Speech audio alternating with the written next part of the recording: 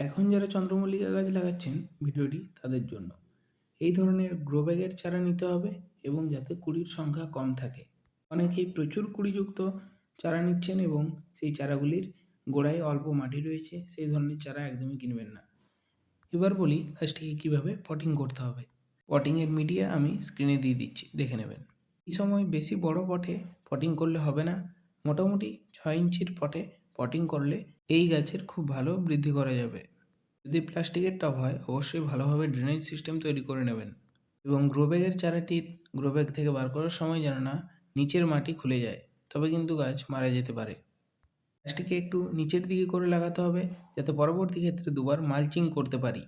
শীতের প্রত্যেকটি গাছ লাগানোর প্রতিস্থাপনের ভিডিও এবং প্রতিটি গাছের পরিচর্যার ভিডিও এই চ্যানেলে আমি আপলোড করেছি। অবশ্যই শীতের বাগান প্লেলিস্ট চেক করে দেখে নিতে পারেন। গাছটি লাগানোর পর আজই প্রথমবার আমি গোবর সার দিয়ে মালচিং করছি এবং এরপর থেকে গাছটিতে কীভাবে খাবার দিতে হবে তার ভিডিও অবশ্যই আসবে, তার জন্য চ্যানেলটিকে সাবস্ক্রাইব করে রাখুন। এবং গাছটি প্রতিস্থাপনের পর অবশ্যই কুড়িগুলোকে এভাবেই কেটে দিতে হবে। ওপরের দিকে কুড়িগুলি কাটবেন, নিচের দিকের যে আগাগুলি উঠছে সেই আগাগুলিকে কাটা চলবে না। এখন যদি কুড়ি রেখে দেন তবে কিন্তু আর গাছের বৃদ্ধি হবে না এবং ওই ফুলগুলোই ফুটে গাছ মারা যাবে।